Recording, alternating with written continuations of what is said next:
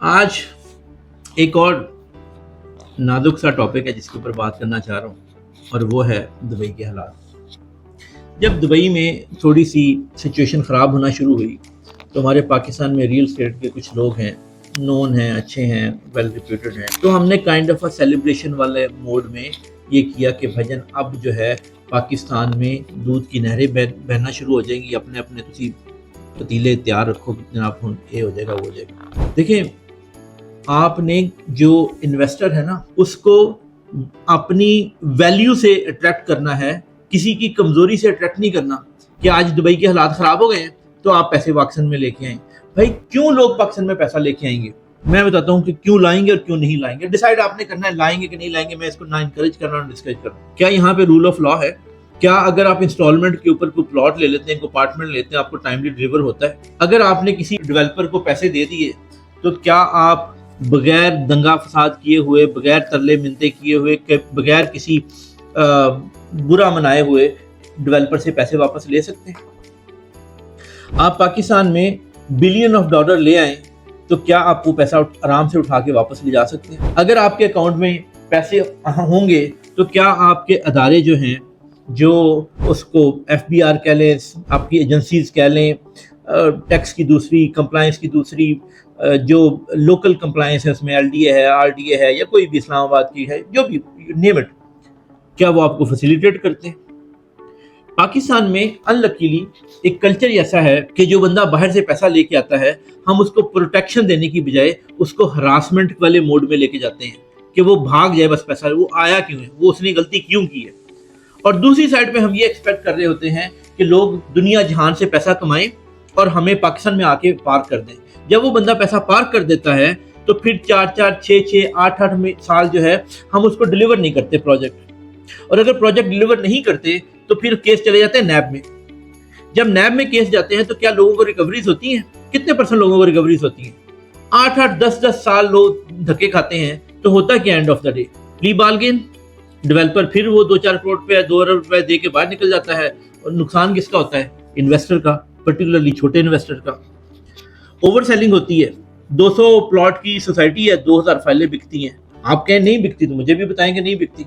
जब अब ये सारी चीजें यहाँ पे हो रही हैं तो आप क्यों एक्सपेक्ट कर रहे हैं कि लोग बाहर से अपनी हार्ड अर्न मनी पाकिस्तान में ला के पार्क करेंगे? और जिन लोगों ने पार्क की पिछले कुछ अरसे में, उनके साथ क्या हुआ? आपके साथ बहुत सारी एग्जांपल, मैं किसी को डिफेम नहीं करना चाहता, कि बहुत बड़े बड़े नाम आए, लोगों ने बहुत सारा पैसा इन्वेस्ट किया, पार किया, और अभी तक रिजल्ट्स जीरो हैं। तो जब तक आपके अदारे, सिस्टम और मैकेनिज्म ट्रांसपेरेंट नहीं होगा और जो हमारा ईज ऑफ बिजनेस है वो आसान नहीं होगा, ट्रांसपेरेंट नहीं होगा, मैं नहीं एक्सपेक्ट करता कि लोग खुशी से यहाँ पे पैसा लेके आएंगे। दुबई में एस्क्रो अकाउंट होता है, आप भी पाकिस्तान में एस्क्रो अकाउंट लेके आए। रीट हमने इंट्रोड्यूस कर दिया, लेकिन क्या हम आज के दिन में अपने डेवलपर को इन्फोर्स करते हैं कि आप रीट के ऊपर जाए? पाकिस्तान में फ्रॉड करना इतना आसान है कि जब सोसाइटी फाइलें बेच रही होती है उस वक्त, चाहे वो LD है, RDA है, इस्लामाबाद, जो भी, यू नेम इट, मैं किसी को वो ब्लेम नहीं कर रहा, उस वक्त हम कोई एक्ट नहीं करते। जब वो फाइलें बेच के भाग जाते हैं फिर हम अखबार में एक शोशा देते हैं कि मुश्तरी होशियारबाज।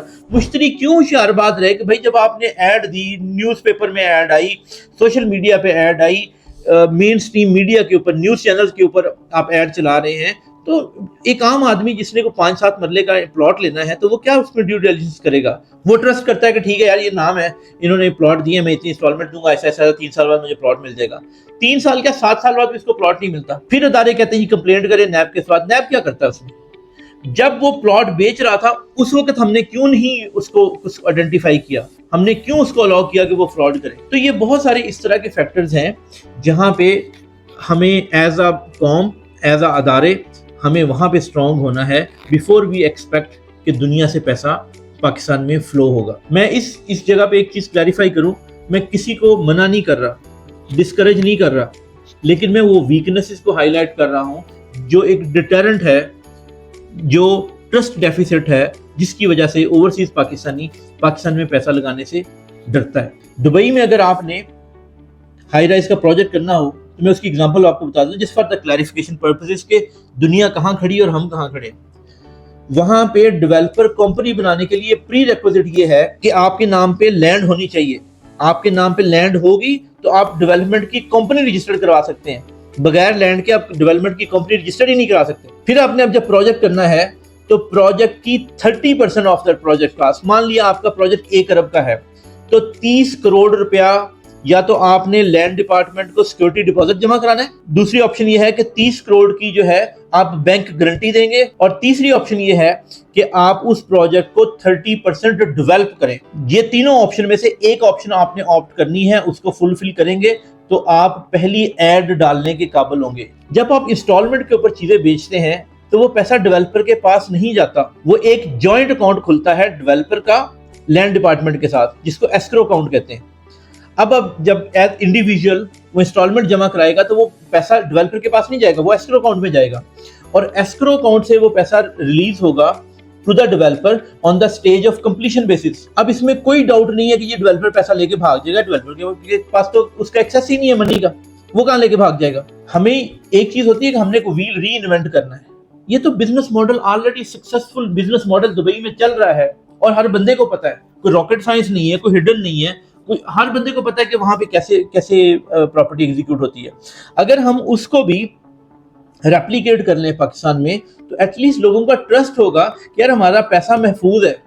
گورنمنٹ آف پاکستان کی یا گورنمنٹ کے اداروں کی اس کے اوپر گارنٹی ہے، کنٹرول ہے، نظر ہے ان کے اوپر. لیکن جب ہم پیسہ ایک XYZ بندے کو دے دیتے ہیں، وہ پیسہ یہاں سے نکالتا ہے، وہ دوسرے پروجیکٹ میں جاتا ہے، تیسرے میں جاتا ہے، چوتھے میں جاتا ہے. اب لکیلی اگر آپ خوش قسمت ہوئے ایز این انویسٹر تو آپ کو ہو سکتا ہے 2-3 سال لیٹ میں بھی ڈیلیور کر دے، تو میں پھر بھی کہتا ہوں چلو ڈیلیور ہوا 2 سال لیٹ ہوا.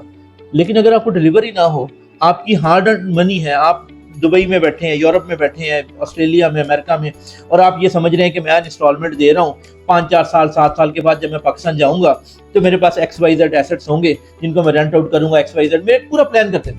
اور اگر 7 سال کے بعد آپ کو پتا چلے کہ ہمارا جو کیس ہے وہ نیب میں چلا گیا ہے تو آپ کہاں کھڑے ہیں اس وقت؟ تو پوائنٹ یہ ہے کہ ہمیں پاکستان میں انویسٹمنٹ فیچ کرنے کے لیے، اٹریکٹ کرنے کے لیے، اس کو ہم کہتے ہیں FDI، فورن ڈائریکٹ انویسٹمنٹ کو اٹریکٹ کرنے کے لیے اپنے نظام کو ٹرانسپیرنٹ اور مضبوط کرنا ہوگا. اگر ہمارے نظام جو ہیں وہ ٹرانسپیرنٹ اور مضبوط ہوں گے تو کوئی بھی بندہ، not only Pakistani, overseas Pakistani, بلکہ فورن نیشنل جو ہیں، دوسرے ملکوں کے جو لوگ ہیں، وہ بھی پاکستان میں انویسٹ کرنے کو پریفر کریں گے. تو یہاں پہ بہت سارے لوپ ہولز ایسے ہیں جن کو پلگ ان کرنے کی ضرورت ہے before someone walk in and put their hard earned money into this country. Think over it. اگر میری بات کسی کو بری لگے تو اس کا کوئی پرپز نہیں ہے کسی کو کرٹیسائز کرنا. تو مطلب یہ کہنے کا ہے کہ اگر ان باتوں سے کسی کو فائدہ ہو جائے، ہمارے ملک میں بہتری آ جائے، یہ ریئل اسٹیٹ کا سیکٹر جو ہے یہ مانیٹرڈ ہو، پراپرلی پالیسی پروسیجر اس میں ڈرافٹ ہوں، تو ترقی ہونے کے بہت زیادہ چانسز ہیں. پاکستان میں جو گروتھ ہے وہ جینون گروتھ ہے. لوگ جینون بڑے ہو رہے ہیں، جو لوگ جینون پاپولیشن بڑھ رہی ہے، جہاں پہ جینون ڈیمانڈ ہے. یہاں پہ کوئی یہ نہیں ہے کہ باہر سے آئے گا تو ہماری ڈیمانڈ بڑھے گی، نہیں، ہم خود سے ہماری ڈیمانڈ بہت زیادہ ہے. صرف اس کو ریگولرائز کرنے کی ضرورت ہے، مانیٹر ہونے کی ضرورت ہے، ایک ٹرسٹ بنانے کی ضرورت ہے کہ جب کوئی لوگ پیسہ اس میں ڈالیں تو بھاگنے کا، فراڈ ہونے کا لوگوں کے دماغ میں کوئی خدشہ نہیں ہونا چاہیے. I hope this video will help you. Thank you very much. اللہ حافظ.